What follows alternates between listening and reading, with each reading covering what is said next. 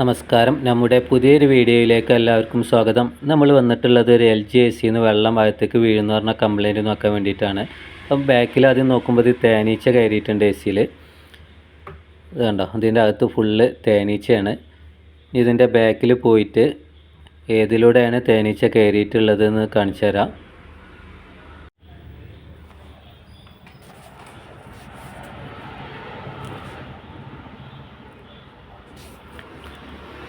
ഇവിടെയാണ് ഇതിൻ്റെ outdoor fit ചെയ്തിട്ടുള്ളത്.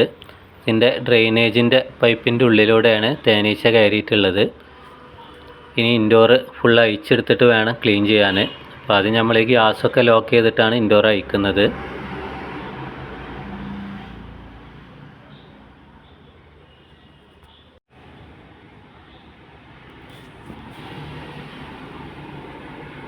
ഈ ഗ്യാസൊക്കെ ഔട്ട്ഡോറിലേക്കാക്കി ലോക്ക് ചെയ്തിട്ടുണ്ട്. ഇൻഡോറിൻ്റെ അവിടെ പൈപ്പ് കണക്ട് ചെയ്തത് അയക്കുകയാണ്.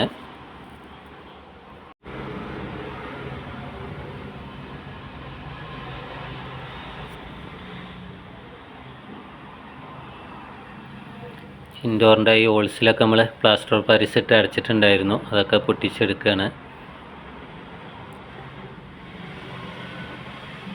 ഇൻഡോറിൻ്റെ വയറൊക്കെ ഡിസ്കണക്ട് ചെയ്ത് ഇനി ഔട്ട്ഡോറിലേക്കുള്ള വയറും കൂടി അഴിക്കണം.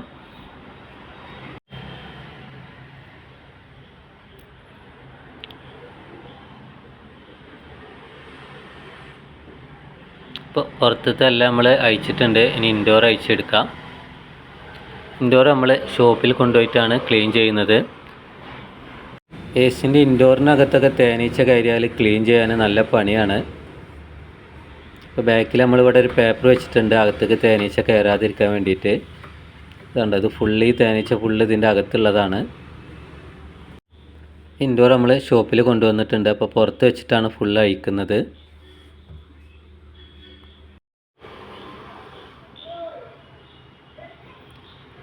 ഇതാണ് ഇതിൻ്റെ അകത്തെ അവസ്ഥ കേട്ടോ. ഇതിൻ്റെ എല്ലാ പാർട്സുകളും ഫുള്ള് അഴിച്ചെടുത്തിട്ട് വേണം ക്ലീൻ ചെയ്യാൻ.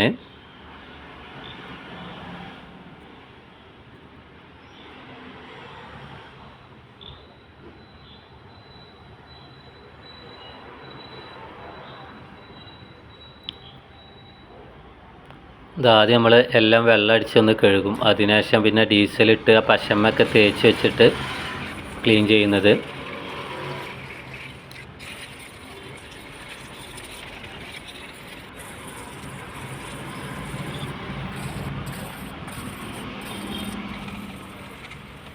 ഇതിൻ്റെ PCB ബോർഡുമത്തൊക്കെ നമ്മൾ ഓയിലാക്കിയിട്ട് ക്ലീൻ ചെയ്യുന്നത് കേട്ടോ. AC-ൻ്റെ ഇൻഡോറിനകത്തൊക്കെ തേനീച്ച കയറി ക്ലീൻ ചെയ്യാൻ സാധാരണ AC ക്ലീൻ ചെയ്യുന്നതിലേറെയും 2 ഇരട്ടി 3 ഇരട്ടിയൊക്കെ സമയമെടുക്കും. നമ്മൾ ഫുള്ള് ഡീസലൊക്കെ ഇട്ട് പശമൊക്കെ തേച്ച് വെക്കുകയാണ്. അതിനുശേഷം ഇതിങ്ങനെയാണ് ക്ലീൻ ചെയ്തെടുക്കുന്നത്. ഇപ്പോൾ എല്ലാം നമ്മൾ ഡീസലിട്ട് ക്ലീൻ ചെയ്ത പശയൊക്കെ കളഞ്ഞിട്ടുണ്ട്. ഒന്നും കൂടി ഒന്ന് വെള്ളമടിച്ച് കഴുകണം, ഇതിൻ്റെ സ്മെല്ലൊക്കെ ഒന്ന് പോകാൻ വേണ്ടിയിട്ട്.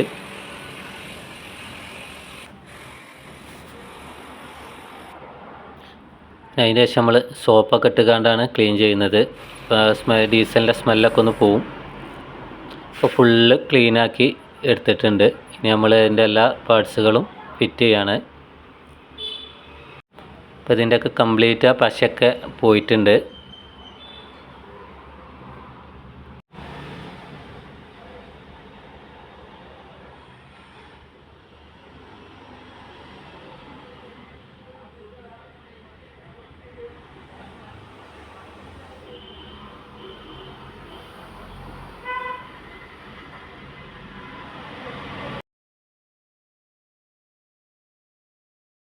ഇനി നമുക്കിതൊന്ന് ഓൺ ചെയ്ത് നോക്കാം.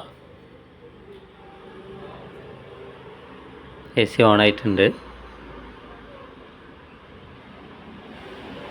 ഫാനൊക്കെ വർക്ക് ചെയ്തു. ഇനി നമുക്കിതിൻ്റെ മൊത്തം കവറൊക്കെ ഒന്നിട്ട് സെറ്റ് ചെയ്യാം.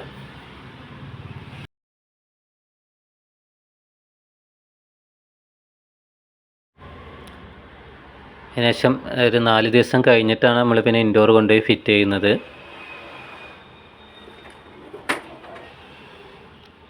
ഇതിൻ്റെ ബാക്കിലൊക്കെ പൈപ്പ് കണക്ട് ചെയ്യണം.